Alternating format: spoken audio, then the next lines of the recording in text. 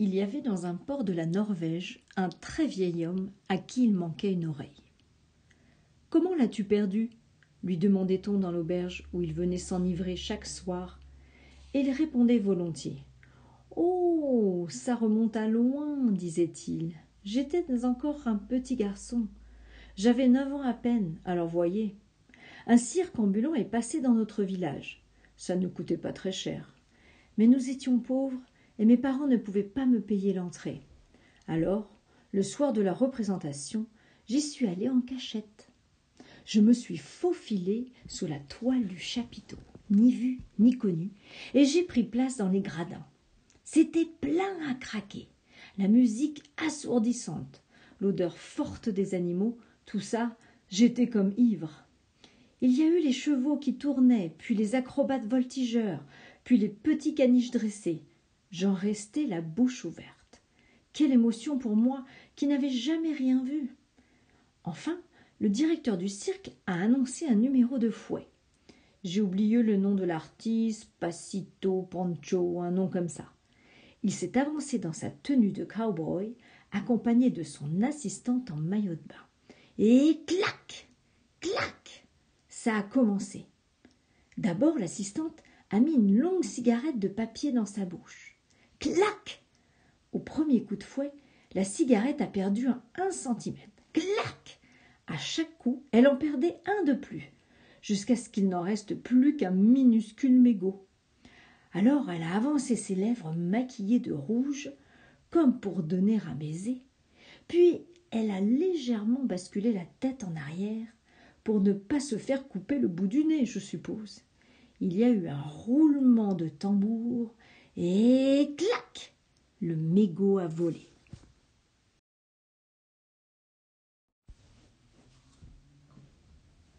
Ensuite, ils ont demandé un volontaire. C'est juste à ce moment-là que j'ai vu un camarade d'école en face de moi, de l'autre côté de la piste. Il me faisait de grands signes. J'ai levé le bras pour lui répondre, et ils ont cru que je voulais venir. Ils m'ont mis une cigarette de papier dans les oreilles. Une dans chaque. Clac, clac, de quoi vous rendre sourd. Les gens applaudissaient, et ils riaient aussi, sans doute à cause de mon air ahuri. Et puis tout à coup, j'ai entendu « Oh !» Ça faisait comme une vague dans les gradins. L'assistante s'est évanouie et quelques spectatrices aussi. J'ai senti quelque chose de tiède qui dégoulinait dans mon cou. J'ai passé la main. C'était mon sang. Alors j'ai compris. J'ai regardé par terre et j'ai vu mon oreille, là, dans la sueur. J'ai oublié la suite. Je me revois transportée dans des bras étrangers. Je revois des gens très flous qui me tiennent les mains. Je revois surtout ma mère qui pleure et mon père qui lève les bras au ciel. Oh, ce gamin, ce gamin! Voilà comment je l'ai perdu, mon oreille. Ça vous évitera d'avoir à me le demander la prochaine fois. Le lendemain, il disait « Mon oreille ? Oh, j'avais 27 ans et j'allais me marier. Ma petite amie était bien amoureuse, oui, bien amoureuse. Et moi, je la trouvais assez gentille, ma foi. D'après tout le monde, on allait drôlement bien ensemble. Et je crois que c'était vrai. Et puis elle est arrivée, l'autre là, avec ses taches de rousseur sur le nez. J'ai su tout de suite que j'étais fichue. À la première seconde, elle m'a électrocutée, cette fille. Je vous le jure, elle avait été fabriquée sur mesure pour moi, depuis ses orteils mignons jusqu'à ses mèches blondes. Elle était toute jeunette. Pourquoi elle s'est jetée sur moi comme ça, et pas sur un autre? Je n'en sais rien. Je n'étais même pas beau. Elle m'a fait tourner chèvre. J'essayais de l'éviter, mais c'était impossible. Elle me cherchait. « Je t'aime », qu'elle disait. « Je t'attendrai aussi longtemps qu'il faudra. Je n'en voudrais jamais d'autre que toi, et ainsi de suite. » Et elle pleurait. Et je pleurais aussi, parce que j'en étais tombé amoureux. Elle m'a rendu fou, quoi.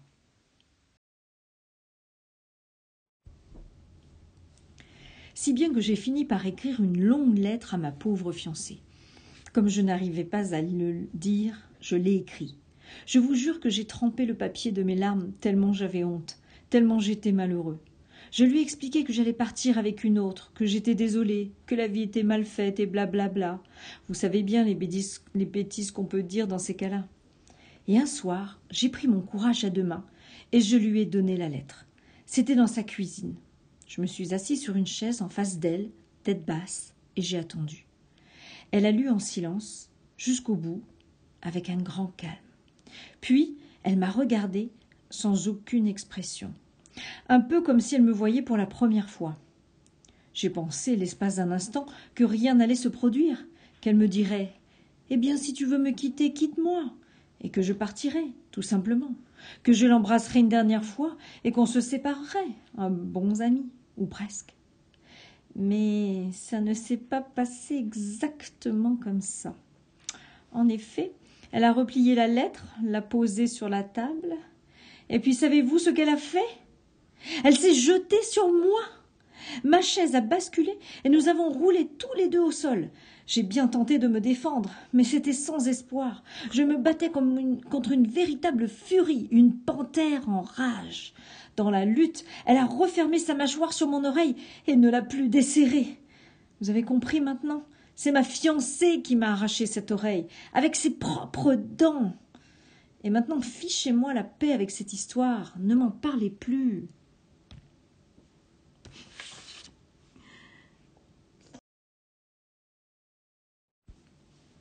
Le lendemain, il levait les bras au ciel. « Vous me fatiguez avec cette oreille.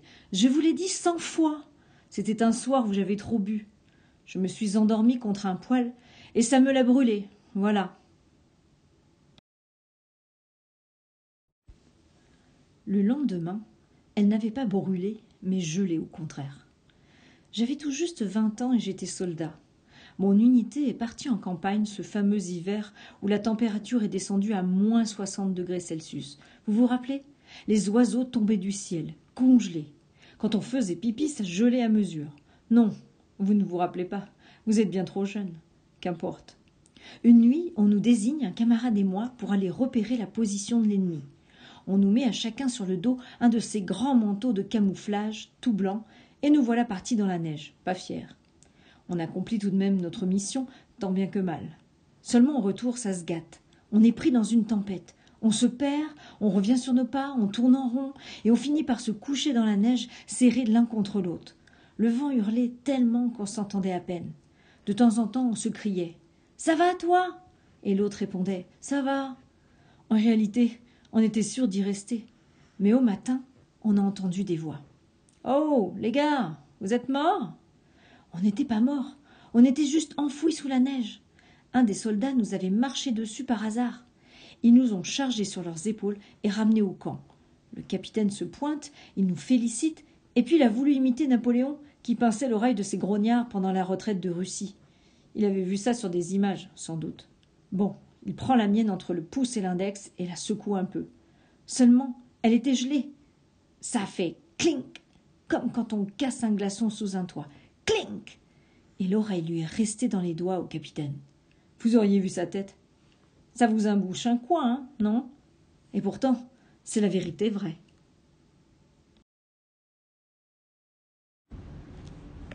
Chapitre 7. J'ai perdu mon oreille à cause de mon travail. Avant que l'on continue, Chipa, ça veut dire que tu fais des jus de licorne. J'avais 10 ans et j'habitais à Mirka. Un jour, à mon travail, un monsieur a demandé pour avoir 15 jus de licorne. Donc j'ai coupé les cornes de la licorne. Tout à coup, je me suis lancé le couteau et ça m'a coupé l'oreille. Et ça, c'est la véritable histoire de comment je me suis coupé mon oreille. Oh, ça remonte à quand j'avais 2 ans à peine. Ma mère ne me surveillait pas, je savais déjà marcher. Je suis allée voir s'il n'y avait pas quelque chose à manger dans le frigo et je suis tombée tête la première dans le congélateur. Puis, la tête gelée, j'ai vu un truc pointu dans le tiroir. Je l'ai attrapé et je l'ai essayé sur mon oreille. Voilà comment je l'ai perdu, mon oreille. J'étais dans le château gonflable de mon meilleur ami pour son 7e anniversaire. Je faisais des choses extraordinaires. Puis mon ami a demandé si je pouvais faire un double saut, et alors il me donnerait 10 bonbons. J'ai dit oui parce que presque tout le monde dans ma classe était là et si je disais non, ils allaient se moquer de moi. Quand j'ai commencé à faire le double saut, quelqu'un m'a poussé, puis je suis tombée et la ficelle du château gonflable a attrapé mon oreille. Quand j'ai essayé d'enlever mon oreille, j'ai tiré vraiment fort et mon oreille est tombée. 2 personnes se sont évanouies et les parents de mon meilleur ami ont appelé mes parents. Finalement, je suis allée à l'hôpital. Mes parents ont crié et pleuré un peu. Oh, j'avais 10 ans et j'allais aller à Camp Petit Facteur avec tous mes camarades de CM1. Une fois arrivés sur place au camp, tous les CM1 sont sortis du bus et on a commencé à jouer à des jeux collectifs. J'étais en train de courir après un de mes amis qui s'appelait Beau et tout à coup, le portail qui était juste à côté de moi s'est ouvert avec violence et tch, j'ai senti quelque chose tomber de ma tête. J'ai commencé à ralentir et je me suis retournée. J'ai vu mon oreille par terre sur le sol. Maintenant, vous savez, vous éviterez de me questionner sur mon oreille. Chapitre 11. J'avais 21 ans et j'explorais les grottes du montagne avec un ami. Il avait des stalactites. Moi et mon ami, on a pris des photos. Après, il y a eu un tremblement de terre. Tous les stalactites sont tombés. Mais il est tombé sur mon oreille. Mon ami a appelé une ambulance. Je me suis réveillée dans l'hôpital. Après, j'ai vu mon ami qui pleurait. Et voilà comment j'ai perdu mon oreille. Chapitre 12. J'avais 10 ans quand j'étais sur la piste de ski et j'étais en train de faire un saut périlleux et j'ai fait un tour à 40-50 degrés. Boum! Je suis tombée sur ma jambe qui avait un plâtre. Je suis allée à l'hôpital. Le docteur devait me couper la jambe. 1 heure plus tard, le docteur était prêt. Le docteur est venu et m'a coupé l'oreille, pas la jambe. Un jour, je suis allée dans la maison d'un ami. Nous avons joué avec un gros couteau. Il a jeté le couteau vers moi et il a coupé mon oreille. C'était un accident. On a téléphoné à l'hôpital, mais l'hôpital était fermé. Voilà comment j'ai perdu mon oreille. Chapitre 14. Cette journée-là, j'avais demandé à mes amis s'ils voulaient dormir chez moi. À 5 heures, ils arrivent, on joue à Twister, Bingo et Uno. Quand on était au lit, on a raconté des histoires effrayantes les uns aux autres. Nous allions tous aller au lit quand soudain on a entendu un clac à la porte de ma chambre. Nous avions tous peur. Et encore, clac, clac. Et après ça, bam, c'était un voleur. Et après, bam, il a pris mon oreille. Samedi matin, ma maman m'a demandé si je voulais aller au parc. J'ai dit oui, bien sûr. On a donc allé au parc. J'ai vu des choses qui me faisaient plaisir. Après, j'ai vu des garçons qui se poussaient et se bousculaient. Tout à coup, ils ont arrivé sur moi et m'ont fait tomber sur un diamant. Mon oreille s'était coupée et j'ai vu du sang. Ensuite, j'ai dit à ma maman que mon oreille saignait. On a allé chez le docteur. Il a dit « Ton oreille est bien coupée ». Chapitre 16. Oh, j'avais 32 ans et je faisais une marche collective en Europe, quelque part entre l'Italie et la France. On avait planifié de s'arrêter à Nice pour la nuit, mais un de mes camarades s'est cassé la jambe à mi-chemin. Il s'est assis sur une pierre brûlante. Puis, on a eu besoin de construire un chalet pour la nuit. Le matin, après s'être réveillé, on a continué de marcher sur la route. Soudain, j'ai trébuché sur une pierre. Mon oreille a saigné. Brusquement, je me suis levée. J'ai vu mon oreille sur le sable blanc.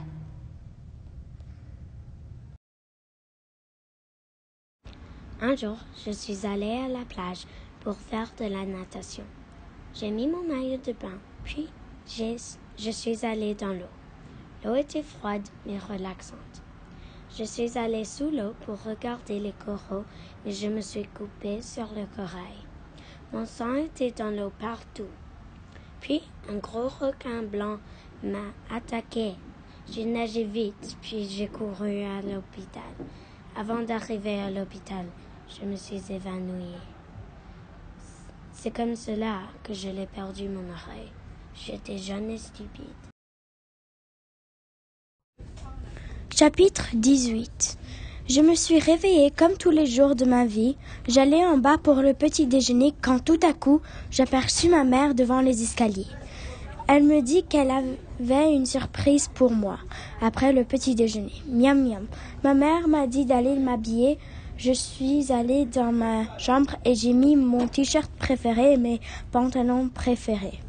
On est parti pour aller au parc d'attractions.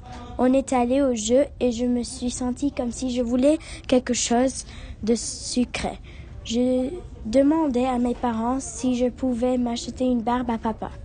On s'approche du marchand et c'était mon tour. Le marchand alluma la machine et j'étais trop proche et ça m'a coupé l'oreille. J'ai senti le sang qui coulait, j'ai senti les mains de ma mère et de mon père qui me touchaient la tête. J'entendais ma mère qui pleurait et mon père qui paniquait. Je m'évanouis et je me réveillais à l'hôpital. J'avais peut-être 4 ou 5 ans quand mes appareils ont été installés sur mes oreilles. Je suis sourd. Quelques heures après l'opération, ma mère m'a amené dans un joli parc. Des enfants riaient, des chiens couraient et tout le monde s'amusait. J'ai décidé de pique-niquer près de la mare. Je donnais des morceaux de baguette à un canard quand soudain, une immense pie la taille d'un aigle a plongé vers moi, un regard meurtrier dans ses yeux. Elle se posa sur ma tête et commença à picorer et tirer mon appareil. Heureusement, l'appareil resta bien collé et tenu le coup. L'oiseau, un peu frustré, arracha mon oreille d'un seul coup. Après ça, ma mémoire me fit des tours. Tout ce dont je me souviens, c'était ma mère qui me déposa en pleurant dans le lit de l'hôpital. Voilà, ne me redemandez pas maintenant. J'avais juste 13 ans quand je l'ai perdu mon oreille, disait le vieil homme. J'ai voulu un shampoo toute ma vie, donc j'ai demandé à mes parents si je pouvais en avoir un. Ils ont dit oui et c'était le plus joyeux moment de ma vie. J'ai couru dans la voiture très excitée. Quand on est arrivé à la boutique pour animaux, je suis allée dedans et j'ai vu le plus mignon de chien du monde. Tout de suite, j'ai couru vers le chien et je l'ai ramassé et puis j'ai demandé pour l'acheter. Ils ont dit oui et l'achetèrent. J'allais dans la voiture, on arriva à la maison et j'ai couru au coffre arrière de la voiture pour prendre le chien. Mais je ne sais pas comment j'ai tenu le chien, donc je l'ai pris par la jambe. Et puis il a eu mal et en échange, il a mordu mon oreille. J'avais 6 ans et c'était un jour très chaud. En classe, nous étions en train de lire un livre appelé L'homme à l'oreille coupée. Nous devions nous mettre dans la place de l'homme et écrire la façon dont il avait perdu son oreille. Je n'avais pas d'idée. En marchant vers l'école, j'ai entendu des voix. Les voix appartenaient à 2 voleurs. L'un avait un couteau et l'autre avait un pistolet. Soudain, mon téléphone sonna. Les 2 voleurs me regardèrent et je suis mis à courir. Celui avec le couteau a lancé le couteau et cela m'a attrapé et a coupé mon oreille. Voilà. Un soir, j'ai invité mon ami pour le dîner. Quand on a commencé à manger, il a demandé comment j'avais perdu mon oreille. Donc j'ai commencé l'histoire. Quand j'avais 10 ans, moi et mon frère, nous sommes allés à l'école. Le jour d'avant, mon frère, il m'avait fait des égratignures sur mon oreille. Quand on est arrivé à l'école, j'ai joué avec mes amis, la cloche a sonné, on est allé dans la classe. Le temps passé, quand la cloche a sonné pour la récré, un de mes amis a ramené un couteau avec une protection et on a lancé et attrapé.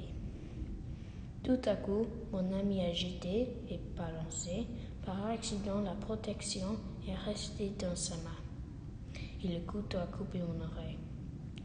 Tous les maîtres d'or ont téléphoné au 911. Les ambulances sont arrivées et on m'a transporté à l'hôpital. Je me suis levée à l'hôpital et j'ai vu mes parents à côté de moi. J'ai demandé qu'est-ce qui s'est passé et ils m'ont répondu en pleurant que j'avais coupé mon oreille. Et voilà comment j'ai coupé mon oreille. Quand je suis arrivée à la maison, j'ai trouvé un boîte. Mon chat Toulouse était à côté de moi. J'ai ouvert la boîte et j'ai trouvé un viseur rouge à l'intérieur. On a commencé à jouer avec le viseur rouge. Soudain, j'ai envoyé la lumière rouge du viseur sur un miroir. Elle s'est reflétée sur mon oreille. Le chat a couru vers moi. Je sens mon oreille très chaude. Mais c'était trop tard. Le viseur laser a coupé mon oreille. Chapitre 24. Oh, j'avais 10 ans. J'étais allée faire du ski dans les Alpes. J'avais fait 3 fois la même piste. Quand pour la 4e fois, j'ai vu un hors-piste. Je me suis arrêtée. Pourquoi t'es-tu arrêtée me demandait mon père. Je lui ai montré le hors-piste. Tu veux y aller m'a-t-il demandé. Oui, lui ai-je répondu. Mon père a signalé à ma mère que nous allions faire du hors-piste. Ma mère n'en était pas ravie, mais mon père lui a dit que cela allait bien se passer. Nous y sommes allés. Je ne voyais personne à part nous. Pendant les 2 premières minutes, tout s'est bien passé. C'est après que tout est allé de travers. Je ne voyais plus mon père. J'ai tenté de le chercher, mais il était trop loin. Il y avait une branche très pointue devant moi. Elle était accrochée aux plus grands arbres du hors-piste. Mon père s'est accroché à cette branche. J'étais tellement emportée par ma vitesse que la branche a finalement arraché mon oreille. Voilà comment j'ai perdu mon oreille. Le jour d'après, il l'avait perdu à la suite d'un pari stupide dans le port de Java. Ou bien, il avait vendu à un milliardaire à qui il en manquait une. Un ours la lui avait arrachée dans le Grand Nord canadien. Elle avait été grignotée par un rat pendant qu'il délirait dans les fièvres du scorbut sur un bateau de pêche. Elle avait été sectionnée par des pirates sanguinaires, tranchée par un mari jaloux, cuisinée au courbouillon par une femme folle. 6 années durant, le vieil homme raconta chaque soir une histoire différente. Et il le faisait si bien que chaque soir on le croyait, jusqu'au lendemain.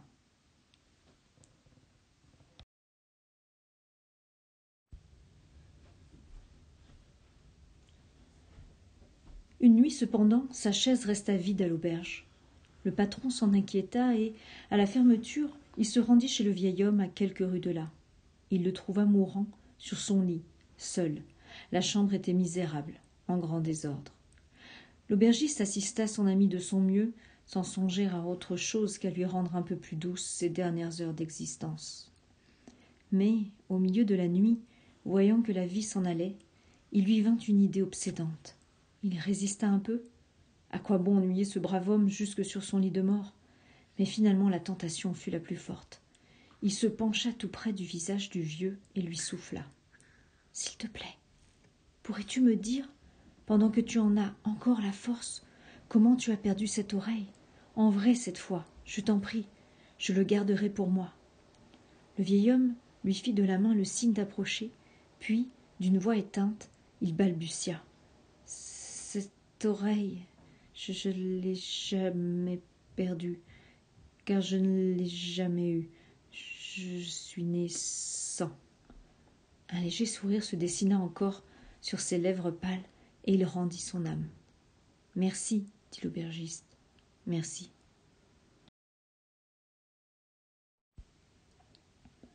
Quelques jours plus tard, en mettant de l'ordre dans les maigres affaires du vieil homme, l'aubergiste fut intrigué par une photographie ancienne. Une photo en noir et blanc avec ses bords dentelés. On y voyait un équipage sur le pont d'un bateau. Un peu en retrait de tous les autres, un jeune mousse, assis sur un tonneau, fixait l'objectif. L'aubergiste trouva à ce garçon un air de malice qui lui était familier. Il saisit une loupe et se pencha sur la photo. Il observa d'abord les yeux du garçon. C'est à l'œil qu'on reconnaît les gens. Pas de doute, c'était bien là le vieil homme du temps de sa jeunesse. Un détail pourtant stupéfia l'aubergiste. Le gamin avait ses 2 oreilles sur cette photo, une à gauche et une à droite, les 2 bien en place. Il fit glisser la loupe sur les mains posées sur les genoux, revint au visage, au menton, au nez, aux yeux surtout, au droit puis au gauche. Et là, il sursauta si fort que la loupe lui en gicla des mains. Depuis l'autre côté de la mort, l'œil venait de lui faire un clin.